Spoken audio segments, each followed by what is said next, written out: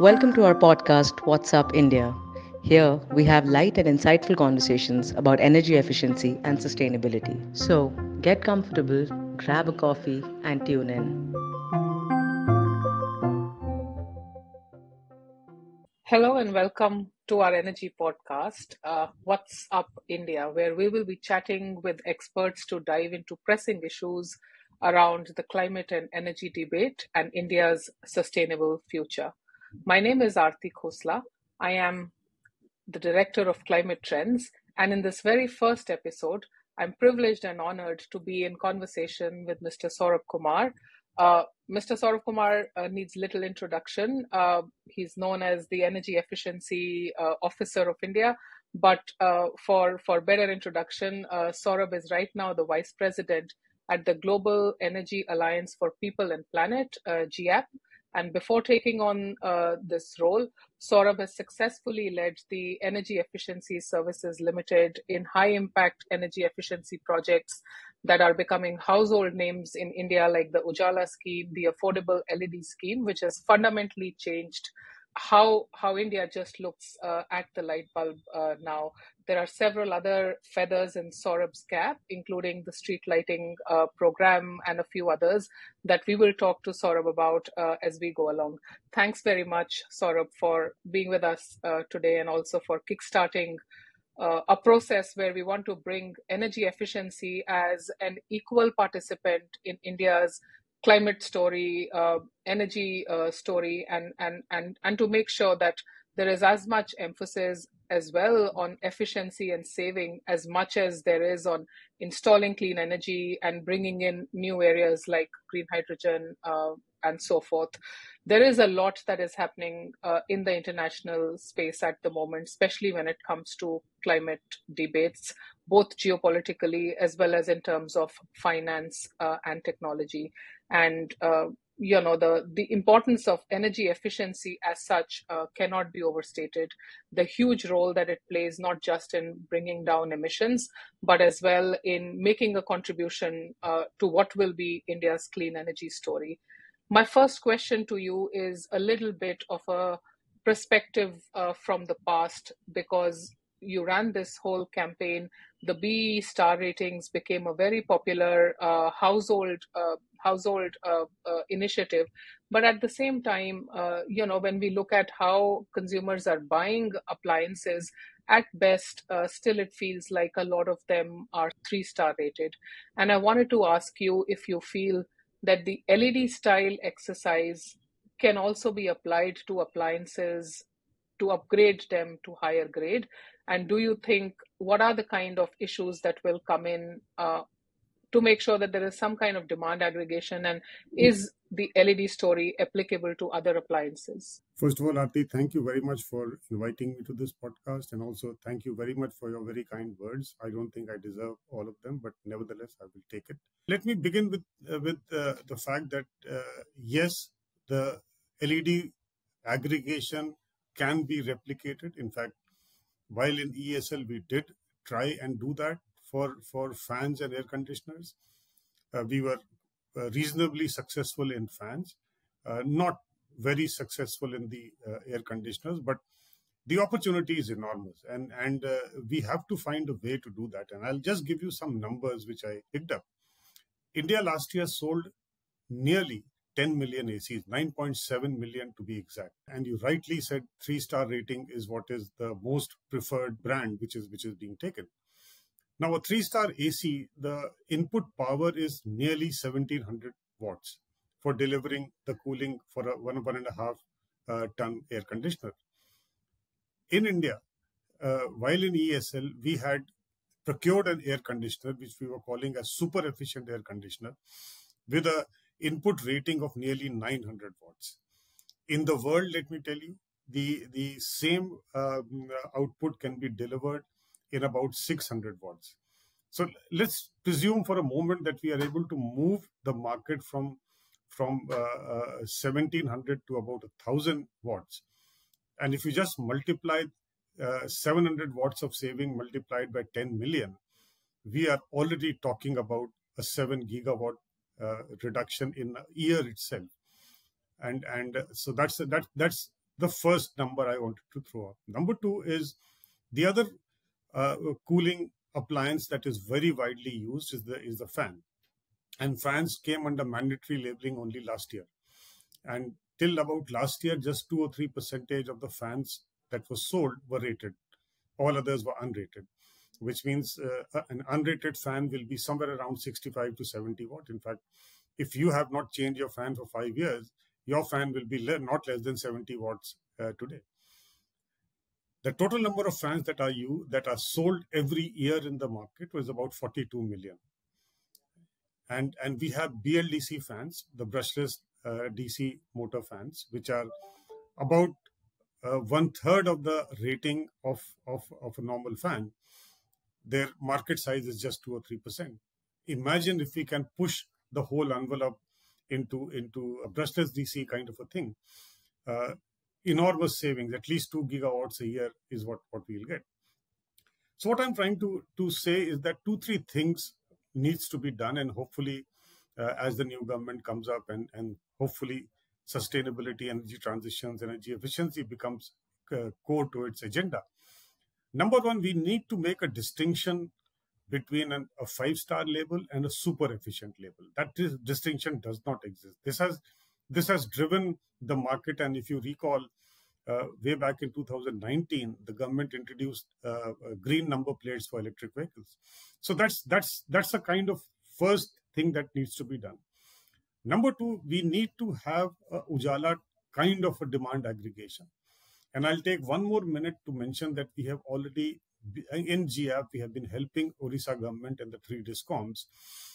And the Orissa regulator has approved a 2 million BLDC fan program, which the government of Orissa is partly funding the capex, and some part is coming from the Orissa DISCOM. So there is a way to do this. Yes, you will need some sort of a subvention, and this subvention can come not necessarily from the budgets of the governments, whether it's state or central, but from what is called the demand side management regulation that each of the states have. We hope that this 2 million becomes 20 million with more states joining in, but we are quite confident that this time around we should move towards super efficient equipments, both on the cooling side, air conditioners and fans. Can I tease this a little bit more? I think it's quite clear what you're saying, that there is demand aggregation that is needed. When such appliances are manufactured, input cost will be higher naturally because they are latest technology, and therefore the affordability gap will widen even further. I wanted to ask, what's the role here of manufacturers, of retailers, and how much more as a consumer does one need to shell out? Because in a price sensitive market, that's really the main reasons where it will rest. So can you please explain a little bit of how the key stakeholders here will have a role to play, especially manufacturers, when margins have to be kept intact? I'll take this into 2 parts, one for the fans and one for the air conditioners. For the fans, BLDC fan, if you procure 2 million in bulk, and ESL has just concluded a tender, the cost comes to around 2,100 rupees. An ordinary fan, maybe a 3-star rated fan, will cost you half that amount. So someone needs to make sure that the gap between the price of a BLDC fan and that of an ordinary fan is bridged. And that's what I was mentioning. You can bridge it through entities, instruments like demand side management. The other instrument could well be a carbon market, where there will be reduction in carbon emissions because of the reduced usage. For the ACs market, as you rightly said, most of it is 3-star. And from 1 to 5-star, each additional star adds about 2,000 rupees to the cost. Again, I'll take a step back, and in 2019 we did a super efficient AC procurement, 50,000, while in ESL, and we were all told that the cost of this AC will be very, very high. You will not believe the cost was actually equal to a 5-star air conditioner at that point in time. So what I'm trying to say, we'll have to nudge consumers through a combination of a super efficient label. Number two, by providing resources so that the gap between a super efficient equipment and the normal equipment is bridged. And it's a demand side management instrument. It works on the principle that if the peak demand goes down, it is the savings that happen to the discom, and therefore you part of the savings you give to the consumer to help him or her join the program. We are sitting at the onset of summer already, and the forecasts and predictions are coming out as we speak. Today was the first one by a private weather agency, and even if the monsoon forecast is looking good, it's quite clear that before that, India is facing an intense heat period like never before, and the cooling action plan and the demand for ACs and everything combined is quite clear that all of those requirements for ACs and fans are definitely going to shoot up. So having that kind of a LED moment for ACs, coolers, ceiling fans is really going to be game changing in a country where heat stress is just the single largest climate impact. And I just wanted to bring that to attention as well. I will shift gears a little bit, and we'll keep going in the spirit of just talking about how some of the energy efficiency policy initiatives that have happened in the past as well, and your view on how they are being perceived and how they are being understood at the level of key people who have to use them. And I'm really talking at the moment about the whole idea about clean energy, and more solar and wind also necessitates some kind of a smart metering program. And I wanted to ask you, because there has been a smart meter national program where India has ambitious plans to replace some 200, 250 million of its traditional meters with smart meters. And in a country like ours, where we lag behind a lot on transmission and distribution losses, and is there a role for smart meters in lowering AT&C losses? And maybe I can combine that question as well with the view that because we have very ambitious midterm renewable targets of 450 gigawatts of wind and solar by 2030, so just in about 5 years' time, how much of a role you think other initiatives like smart meters, etc., have to play in also making sure that we are able to turn installed capacity into higher generation as well? Some of the countries, are they doing faster? Where are we on that trajectory? And anything that you would like to add in the spirit of, it's not just important to install renewable energy, it's also important to be able to integrate it and utilize it in generation as well, and how to maximize the potential of that. I don't know if people are aware that, but ESL brought in the smart meter as a service model to this country, and we then worked with the government Ministry of Power to unleash this RDSS scheme, which is under which all these smart meters are being installed. Quite honestly, I have been in this sector for more than 22 years in the Power Ministry and elsewhere. And if you had asked me 5 years ago that 1 lakh crore of investment, private investment, will flow into the distribution sector, I would have possibly laughed at whosoever was making this claim.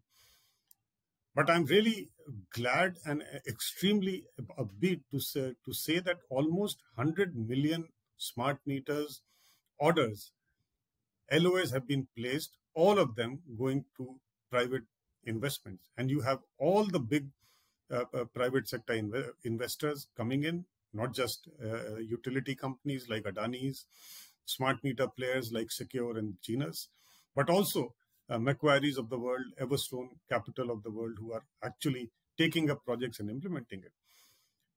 Quite honestly, this is something, a revolution which is happening as we speak. The start has been slow, I must say. But if you look at another piece of information that I recently gathered, the North Bihar Discom in the last year, financial year, has come into cash profit because of prepaid smart meters that they have installed. And Bihar, by the way, is leading the country with about 3 million smart meter installation, 1.5, actually slightly more than 3 million, of which 1.5 million is done by ESL. So this is really, really absolutely essential. not just for the renewable energy. If the financial situation of the discoms do not turn around, I think energy transitions will be a big question mark here, because who is going to invest if there is no payment guarantee from the discom? So I think smart meters are the key, not just for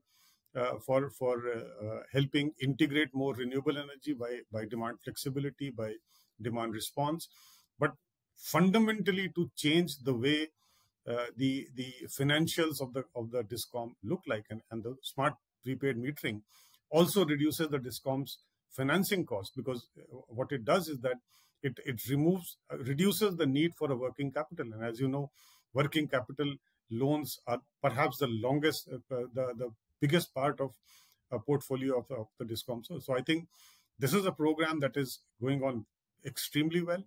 Another 8 crore meter projects are in the pipeline. So we are almost nearly there, if you really ask me. And the turnaround time for all these projects is 3 years. So hopefully we should see massive changes in the sector in the next 2 or 3 years.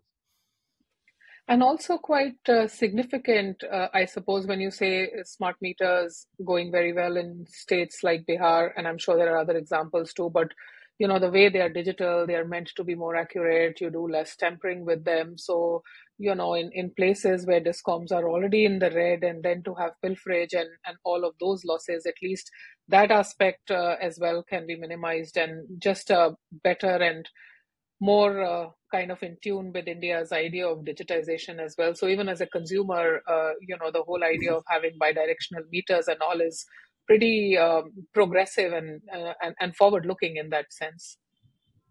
Absolutely, Aarti. In fact, we were when I was still in ESL, we were looking at data points on these things, and one of the things that the smart meter program does is that it brings consumer back into the focus. If you see, electricity consumer was never in focus.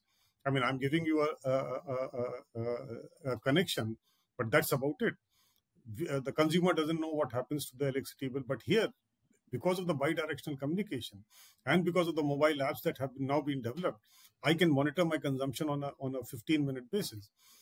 We looked at various things. The disputed bill issues went down by about 95% in UP.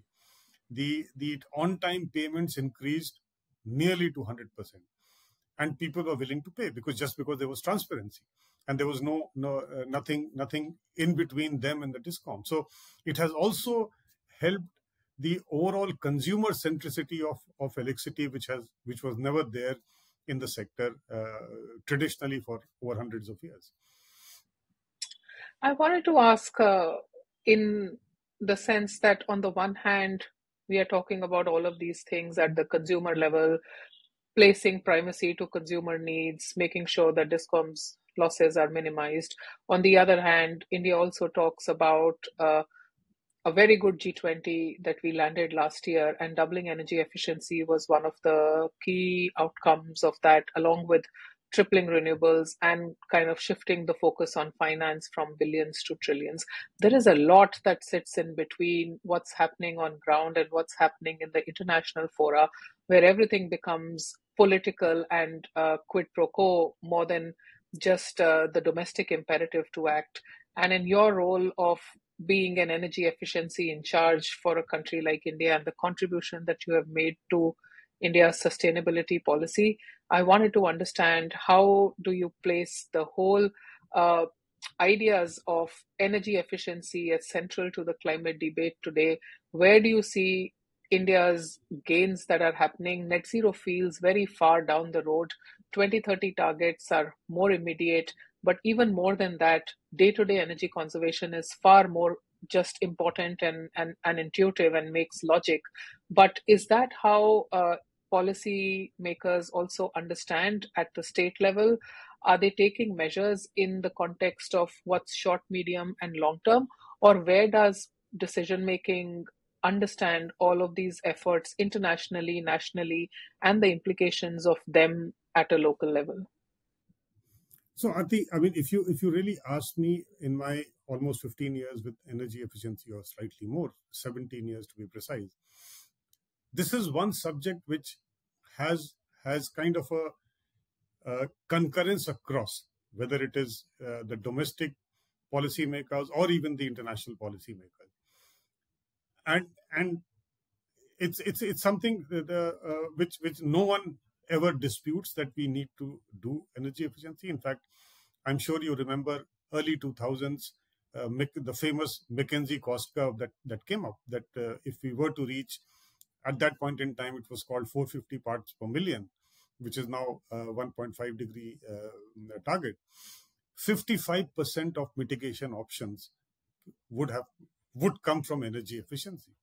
Now, energy efficiency is really at the heart. I mean, let's take the example, I'm digressing a bit, this PM Surya Ghar Yojana. Now, let's say a 2 kilowatt household, if you replace, and we were talking about BLDC fans, if you replace the fans and lighting to BLDC and LEDs, my 2 kilowatt system would generate so much power that I'm able to sell it to the grid and earn much more. So it's like energy efficiency and any other supply mode must go hand in hand. I mean, it's like, and I'll take this analogy from my ex-boss in the Bureau of Energy Efficiency, where he described energy efficiency.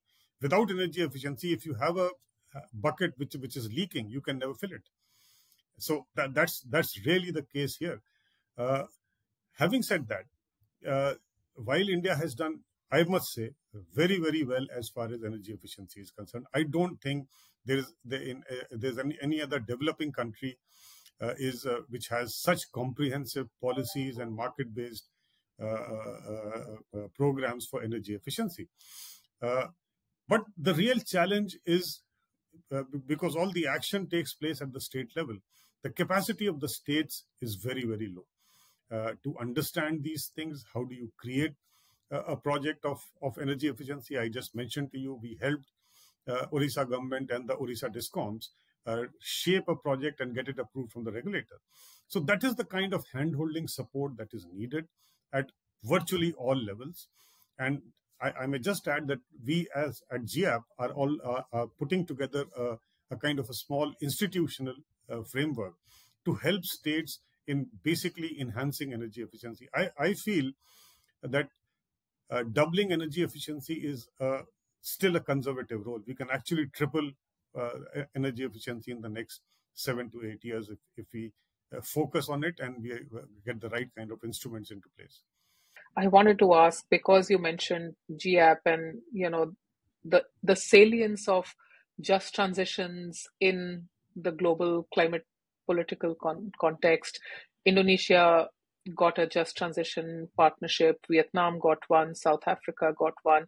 But despite that, there is a very long road to travel to even make incremental progress, leave aside radical progress in energy transition. And last week I was reading IIM Ahmedabad and was it the Nuclear Power Corporation together released a report where they also referenced nuclear as the base load, energy efficiency as the key pillar on which India will achieve its kind of future demand. But there is also a lot of role of new areas like hydrogen, which will play a far bigger role in industrial decarbonization, bringing industrial emissions down, as they used to be called, the quote unquote hard to abate sectors. And I wanted to ask if you think that the way new initiatives like green hydrogen, green steel, all of these are coming up, how do they sit with the role of energy efficiency and initiatives like PAT scheme who have done very well? There is also the green credits that the government have launched where everybody can, take green measures and there is a way to kind of monetize, or if not monetize, just quantify it in some way. So with all of the various kinds of initiatives, plans, various views on what energy transition should be or could be, do you think it is shifting the focus for implementation elsewhere? And if not, then what are the areas to prioritize? So to begin with, Aarti, I think I'll answer your first question later. The first thing, we have to understand, what does energy transition mean for any stakeholder, including the government? If I look at the government of India, energy transition means 18 ministries working together. in a coordinated approach. I mean, whether it is industry or agriculture or energy or coal or petroleum. So you have to have some sort of an institutional mechanism which does not exist today to basically enable all this coordinated approach to happen through. So in my view, very strongly, I believe that India needs an energy transitions commission, and that commission should sit somewhere in Niti Aayog potentially, or some other entity which has the ability to coordinate amongst ministries. This commission should be a slightly different body than the PM's Council on Climate Change, if you remember, which was set up in early 2000s, because it never had a permanent secretariat. There is a need for a permanent secretariat for the Energy Transitions Commission. Plus, you need to replicate a similar thing at the state level, where maybe the chief ministers of the respective states do this and they have a permanent secretariat. You do need capacity building for the permanent secretariat because these are new areas of work. You talked about green hydrogen. There's also a need for volumes of capital to come in. I mean, India needs about 300 billion every single year if you were to reach our goals. What we do in energy is about 50 billion. So there's a need to actually 5 or 6x investment that you need to attract. So a lot of work on the institutional side that is needed, in my opinion. As far as energy efficiency is concerned, I think it's again central to it. Whether you have hydrogen or you use blue hydrogen, the fact remains if you can make your clinker more efficient, it will reduce the requirement of either coal or hydrogen or anything else that you need. So energy efficiency is central to any thing that you do. In terms of green hydrogen and just transition that you mentioned, I think these green hydrogen will take some more time before it becomes market friendly, unless there's a subsidy that comes from somewhere, and government's mission intends to do that. You have the Inflation Reduction Act of the US, which is precisely doing incentivizing all these new green and clean technologies. On the just transition, Arti, my views are very simple. Yes, you named a few transactions that are taking place, but even those transactions, and we are involved in at least 2 out of the 3 transactions, the promised amount of money by the G7 countries is yet to come in. But the larger question is, and you alluded to this in the report by the Nuclear Power Corporation in Ahmedabad. It's a good idea to shut down coal power plants, but where is the baseload power? Unless you replace it with a baseload power, we will have the same problem that we are facing. I mean, Vietnam is facing, South Africa is facing. Despite having so much of renewable capacity, they are not able to schedule renewable. And in the end, there are power cuts. So I think it has to be a very carefully orchestrated change from one baseload source to another.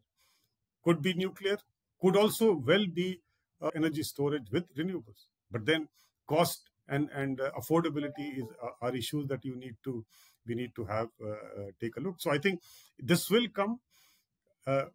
In India's case, for instance, if we were to become net zero by 2070, the several models say that the coal plants must be shut down between 2045 and 2050. Otherwise, we will not.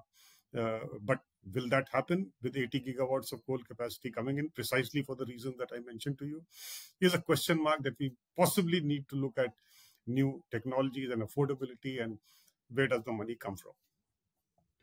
These are really very, very complex issues, and none of them are unidirectional at all.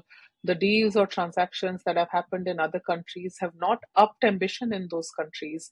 Indonesia is still expanding into coal power to extract nickel, which is considered green, and therefore coal can be considered its green power. So a lot of counterintuitive plans are still underway, and I think the way you explained India's whole multidimensional aspects of energy transition, and you double that up with how India will double its size of the economy, the extreme amount of growth that will happen. Even steel production will double in about 10 years or so much, or quadruple in 2 decades. That's huge amount of more energy needs that will come, and from a power hungry country where we are shifting our peaks, the way we consume power is also changing.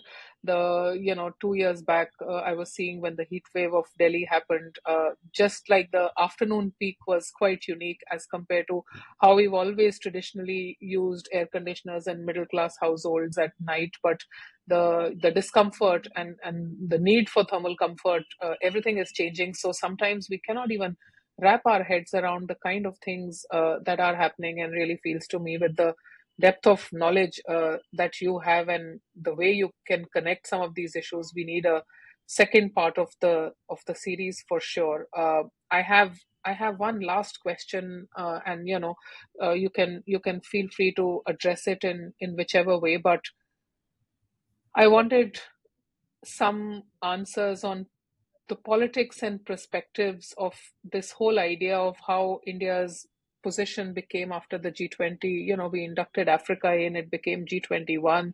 We also feel we are the voice of the global south now. There is far more decision making power, perhaps, that we have. We are part of the G20 troika. It was Indonesia before us, and Brazil after us, and South Africa then. So it's also a very unique position for global south. For some people, global south is a construct which does not exist, because you also have some very different players in global south, which are not really equally representative of the status of lack of energy access or lack of developmental access all across. But that said, do you feel that there is a role of India as the voice of global south, on India's position to be able to do something over and above its normal areas? For example, maybe take industrial energy efficiency to Africa, or bring some measures of creating more opportunities for financing energy efficiency initiatives or demonstrable projects in Africa. And I say Africa because that's a natural place where a lot more is possible, and India has done a few things where Africa can still learn. So do you think we can break that mold, and we can really get into that area where opportunities will be never ending? And given how climate and energy will continue to sit in the international political debate, do we have a lift somewhere of our own presence and position in climate geopolitics through energy efficiency? So, Arti, I look at it from a very different perspective. I think it's not that India has been made a leader. I think India has earned itself to be a leader of the global south, if I may be allowed. And let me tell you why, and what is the importance of India's energy transition, and how does it lead the way for the other parts of the global south. Now we have put a target that by 2047 India will become a developed economy. In my opinion, we can actually do it much earlier if we do the things in the right way. Now, let's take 2047. What is the difference between India's development trajectory and which has been the playbook for everyone else, including China, who at least I consider to be a developed country as of now. The key driver of development has been cheap fossil fuel energy, and let's be very frank about it.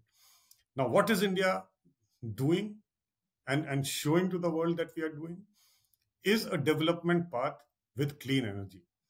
Now, that is the reason why I say India has earned itself the leadership position of the global south, because this is something that has no yardstick. There's no reference point that you could figure out how do you do that. And we have shown this. We have shown this through our leadership in renewable energy space, energy efficiency space. Look at this massive 1 crore household program. Now, this is an ambition that at least we have not seen anywhere in the world. And if you really ask me, this is actually one of the just transition kind of a program. So I think the global south, including Africa, are looking at India as to how you press on this very a path which is not very clear to anyone, including people in the developed countries. And we are seeing results happening. Look at the EV market, particularly two and three wheelers. It has really almost 9% of sales in March of electric two wheelers is basically electric. Now that's a big number, given that every month we do about 15 million two wheelers in India. Also, look at the recent battery prices that have come up. The Gujarat battery of 400 megawatt hour is 50% lower than whatever else. So I think the world, particularly the global south as well as global north, because many of the things that we are doing here is equally applicable to a European or a US entity. The path that we are following, the way that we are shaping up the clean energy space, is something that has earned India kind of being the leader of global south. And the fact remains that we are have also been transparent in what we do is also helping. I think there's a lot of role to play for countries like India in global south, particularly Africa.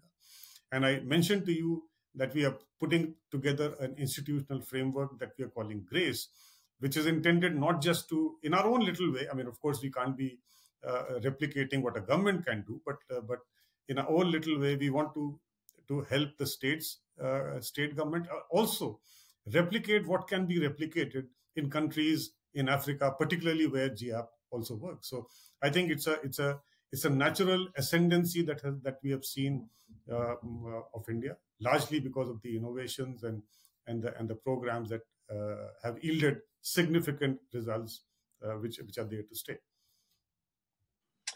Thanks.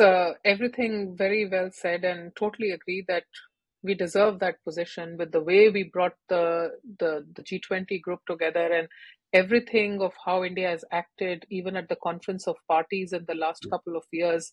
It's no exaggeration to say as well that our ideas have had a contribution in how the global climate politics conversation is getting shaped up today. And, credit is must where it's deserved, and to that extent, even how I think we are looking at our own energy transition plans and just transition will have a bearing on what the concept of JETP will look like in future, how electric vehicles will be perceived in the world, and China will have its own story to tell with half the EVs in the world still being sold in China, but you as the boss who really had the vision to bring electric cars as government vehicles way back, that story is very different. The way the electric vehicle transition is happening in India, and not just in two and three wheelers, perhaps also in cars. They're exploring trucks at the moment. It's a very different story to tell. I must say that at another time when we have a chance to bring you in, Saurabh, for a second part of this, would like to delve in a little bit on the electric vehicle story and how the conversations around that are looking. But for the moment, thank you very much for talking to us. Thanks as well for not just addressing some very significant issues around energy efficiency, but broadly about climate debate, about energy transition.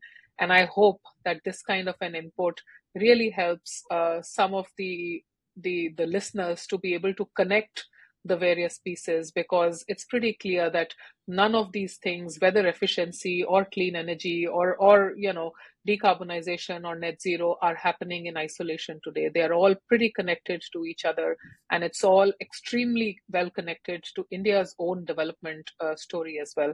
So thanks very much for all the contribution that you continue to make, and very much looking forward to a second part of this conversation at a future time. Thank you, Aarti. It was immensely enjoyable, very high quality of questions, very well researched. Thank you very much. Thanks, Saurabh.